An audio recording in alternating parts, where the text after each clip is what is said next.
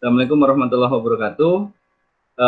Kami di sini akan mempresentasikan hasil dari tugas besar kami menggunakan DVWA yang telah kami kerjakan.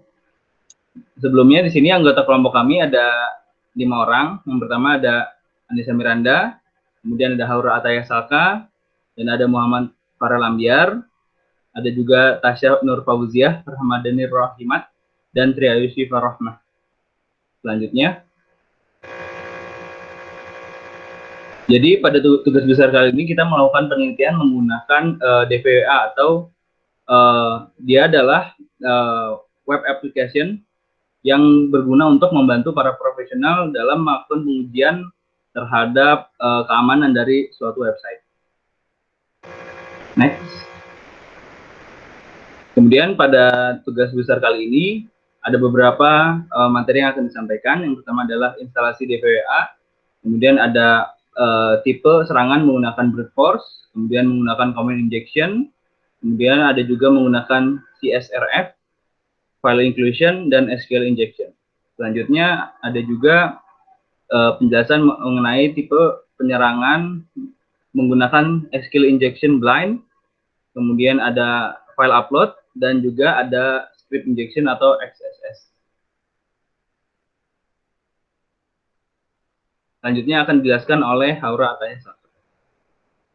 Jadi selanjutnya adalah step pertama yaitu instalasi DVWA. Jadi sebenarnya untuk instalasi DVWA ini ada berbagai macam, tapi yang kami gunakan ini adalah Docker. Jadi pertama diupdate dulu Ubuntu-nya dengan perintah sudo apt strip get update. Kemudian setelah diupdate masuk ke root, kemudian mencari Docker yang akan digunakan untuk instalasi DVWA. Jadi berikut merupakan Docker yang akan digunakan yaitu docker.io. Selanjutnya membuka situs hub.docker.com untuk mengcopy komen yang dibutuhkan untuk instalasi DVWA. Kemudian melakukan docker pull command. Setelah pull-nya komplit, menginstal vim nettools. Setelah selesai menginstal nettools, membuka file start untuk menuliskan komen docker run strip rm strip it strip p di port 8080 vulnerables/web-dvwa. Kemudian menjalankan program start 2-nya, tapi pertama itu dilakukan chmod plus X dulu supaya filenya bisa dieksekusi, kemudian baru di-run. Setelah itu ketik ifconfig di terminal untuk mencari IP address yang akan dibuka. Jadi yang dipilih itu IP address pada endpost 8 yaitu 192.168.1.1. Kemudian di-copy IP address tersebut dan buka pada browser, maka akan tampil halaman utama di VWA. Login menggunakan username admin dan passwordnya password. Nanti tampilannya akan sebagai berikut. Kemudian create database dan login ulang, maka tampilannya akan sebagai berikut. Jadi dia udah ada pilihan serangan yang akan dilakukan. Selanjutnya masuk ke brute force. Jadi brute force ini adalah upaya mendapatkan akses suatu akun dengan menebak username dan password secara berkali-kali. Serangan ini sebenarnya merupakan teknik yang sudah cukup lama, tapi masih banyak digunakan. Jadi step pertama itu di-set dulu levelnya menjadi medium. Kemudian set proxy pada burp suite. Jadi dapat dilihat proxy listeners-nya itu ke interface IP address 127.0.0.1 di port 8080. Kemudian disesuaikan juga proxy-nya pada proxy Firefox. Jadi di-set ke manual proxy configuration. Setelah itu pastikan intercept di burp suite itu sudah aktif. Kemudian dimasukkan username dan passwordnya asal, maka webnya akan otomatis loading terus karena dia mengirimkan data ke servernya, tapi nanti dia di-catch sama burp suite. Kemudian ketika di burp suite itu dapat dilihat ada inputan username-nya dan inputan passwordnya. Ini di-send ke intruder. Setelah masuk ke intruder, dilakukan modifikasi di tab position. Pertama dilakukan clear all terlebih dahulu, kemudian untuk inputan admin dan password diberikan $. Nah, nanti dia akan seperti ini. Kemudian memilih attack type-nya itu cluster bomb. Setelah itu membuat payload dari inputan username dan password tadi. Ada terdapat 2 jenis payload set. Kemudian dilakukan teknik dictionary attack dengan membuat kamus kemungkinan-kemungkinan password yang benar. Jadi dapat dilihat di sini payload set 1 ini merupakan jenis username-nya yang akan ditebak nanti, kemudian payload set 2 ini merupakan password-nya. Kemudian ke options, lakukan clear pada grep match dan add dengan welcome. Jadi grep match itu adalah pesan yang bakal ditampilkan ketika inputannya benar. Jadi ini diganti jadi welcome aja. Kemudian lakukan start attack. Dia ini akan melakukan request ke server sebanyak jumlah dictionary list yang tadi dibuat. Karena dictionary list pada payload 1 adalah 3 dan payload set 2 adalah 3, maka hasil request yang dihasilkan adalah 3 kali 3 yaitu 9. Dapat dilihat, pasangan username dan password yang benar dicentang warna biru pada kolom welcome, yaitu yang admin dan password. Untuk membuktikannya bahwa itu benar, maka show response in browser. Copy link yang ditampilkan, kemudian dibuka, hasilnya akan seperti ini. Sudah berhasil dibuka. Selanjutnya adalah command injection. Command injection ini adalah serangan di mana tujuan penyerang adalah untuk mengeksekusi perintah sewenang-wenang di web server melalui website yang rentan. Jadi pertama, set security levelnya ke medium. Kemudian pada command injection terdapat kolom yang bisa diisi dengan IP address untuk dilakukan ping terhadap web servernya. Contohnya misalnya ngeping 127.0.0.1. Dapat lihat ini for packets transmitted, received, dan 0% packet loss. Nah, pada level medium ini tidak dapat digunakan operator NN dan titik koma. Maka diganti dengan vertical bar karena tidak masuk blacklist. Ini merupakan contoh untuk melakukan perintah ls. Sebenarnya ping address-nya dieksekusi, tetapi yang ditampilkan hanya ls-nya saja. Jadi dia menampilkan list directory pada 127.0.0.1. Kemudian contoh lainnya apabila ingin membuka file index.php. Yaitu dengan vertical bar getindex.php. Selanjutnya akan dijelaskan oleh teman saya. Selanjutnya adalah CSRF. CSRF atau Cross-Site Request Forgery merupakan salah satu teknik penetrasi pada celah keamanan website. Teknik ini menggunakan metode untuk memalsukan data pengguna suatu situs. Berikut adalah langkah-langkah dalam menjalankan CSRF. Pertama, buka lalu masuk ke DVWA. Lakukan penggantian password seperti biasa. Pada bagian URL di atas dilakukan pengeditan pada password lama. Di sini password lama saya 123. Seperti contoh sebelumnya, password di lama adalah 123. Ganti angka 123 tersebut dengan password baru. Di sini saya menggunakan 000. Select link kecuali nama IP atau localhost, lalu copy. Link ini akan berguna untuk langkah selanjutnya. Selanjutnya kita pergi ke bagian Start Cross-Site Scripting atau XSS dan lakukan inspect, lalu pilih bagian name. Pada bagian inspektor, ganti max length ke ukuran 100. Pada bagian name, ketikkan image source dan paste link yang sudah kita copy sebelumnya. Pada bagian message, di sini saya hanya menginputkan hi. Sebenarnya ini bebas. Lalu ketika selesai, klik tombol Send Guestbook dan di bagian bawah akan muncul pesan yang tadi kita ketikkan. Selanjutnya, logout dari DVWA dan lakukan inspect kembali dan pilih bagian password. Pada bagian inspektor, ganti type menjadi text. Selanjutnya, masuk lagi ke DVWA dengan menggunakan username admin dan password baru atau 00.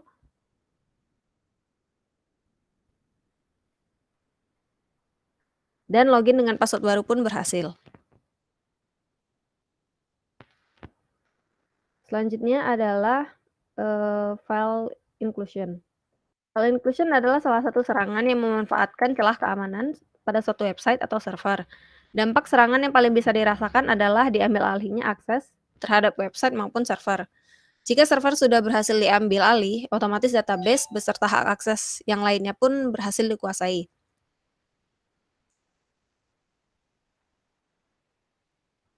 Berikut adalah langkah-langkah penyerangan menggunakan file inclusion. Pertama, ubah setting menjadi level medium pada DFWA security. Pada bagian source code, untuk level medium, input tidak menerima HTTP dan HTTPS. Namun kita dapat menggunakan HTTP dengan tulisan besar. Selanjutnya, ketika memasukkan URL http/www.google.com, website berhasil diakses. Selanjutnya akan dijelaskan oleh Selanjutnya ada SQL injection. SQL injection adalah menghapus seluruh data yang tersimpan di database, sehingga korban yang belum melakukan backup akan kehilangan seluruh datanya. Yang pertama itu ada tahapan pada melakukan SQL injection, yaitu mengubah level menjadi level medium dan memilih ID yaitu 4 lalu mensubmitnya. Membuka burp suite dan melihat proxy pada bagian interception, lalu klik kanan, pilih send to repeater. Lalu membuka repeater, bagian request, lalu menambahkan union select user, password from user, strip, spasi strip pada baris ID. Untuk melihat hasilnya, pilih respons, lalu klik render, maka akan muncul user-user yang terdaftar. Di sini saya memilih ID 4 untuk uji coba, yaitu Pablo, untuk diidentifikasi passwordnya, lalu copy MD5 kriptografi, lalu paste pada MD5 decrypt online untuk melihat passwordnya. Selanjutnya ada SQL injection blind. Jenis serangan yang memungkinkan penyerang tidak sah untuk mengakses server database dan kemudian bebas untuk mengekstrak, memodifikasi, menambah, atau menghapus konten dari database. Tahapan melakukan SQL injection blind yaitu yang pertama mengubah levelnya menjadi medium. Lalu selanjutnya dapat dilihat dari source code-nya pada level medium user, ID menggunakan drop down. Lalu, jika data user ID 2 masih ada dalam database. Selanjutnya, setelah di-cache oleh burp suite, send to repeater, setelah angka 2 ditambahkan, lalu setelah angka 2 akan ditambahkan petik 1, lalu spasi, n, spasi sleep, dalam kurung 5, lalu pagar, kemudian di-send. Selanjutnya, user ID 2 sudah terhapus dari database. Selanjutnya akan dijelaskan oleh teman saya. Yang ke-8 adalah upload. Penyerang dapat melakukan serangan dari sisi server dengan cara mengunggah file dengan nama dan ekstensi yang sama dengan file yang berada di server.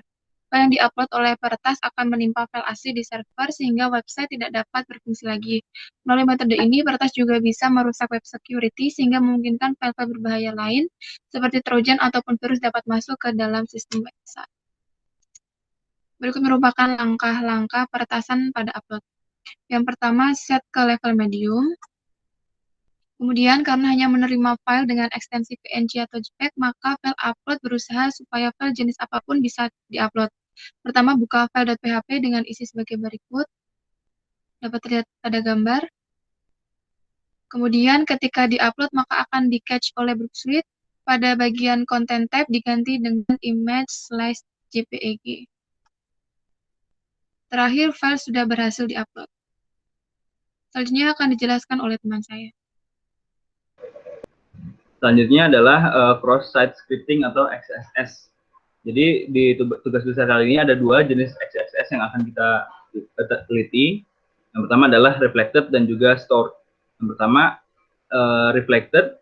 Jadi XSS ini adalah melakukan injeksi script ke dalam website yang nantinya akan merefleksikan respon atau feedback dari website tersebut. Ya. Tujuan dari XSS ini adalah melakukan injeksi yang nantinya dapat mencuri data cookies yang tersimpan di dalam browser korban. Next. Jadi pada aplikasi DVWA bisa kita lihat ada dummy website yang berisi form input nama. Jadi saat kita melakukan input data nama, nanti saat disubmit dia akan melakukan print hello dan data nama yang diinputkan tadi. Jadi objektif dari XSS reflected tadi adalah bagaimana kita dapat melakukan injeksi script ke dalam data form input itu. Next. Kemudian bisa kita lihat source code dari level medium pada DVWA ini, bahwa form input itu dia akan menolak string script. Jadi kita tidak bisa langsung menginputkan script ke dalam form input itu. Oleh karena itu, kita harus melakukan sedikit modifikasi string ke dalam script yang akan kita injeksikan. Next. Jadi karena proteksi dalam level medium ini hanya berupa dia akan menolak string script dengan huruf kecil semua, maka bisa kita lakukan modifikasi string menggunakan kombinasi huruf besar dan huruf kecil seperti yang ada di layar ini.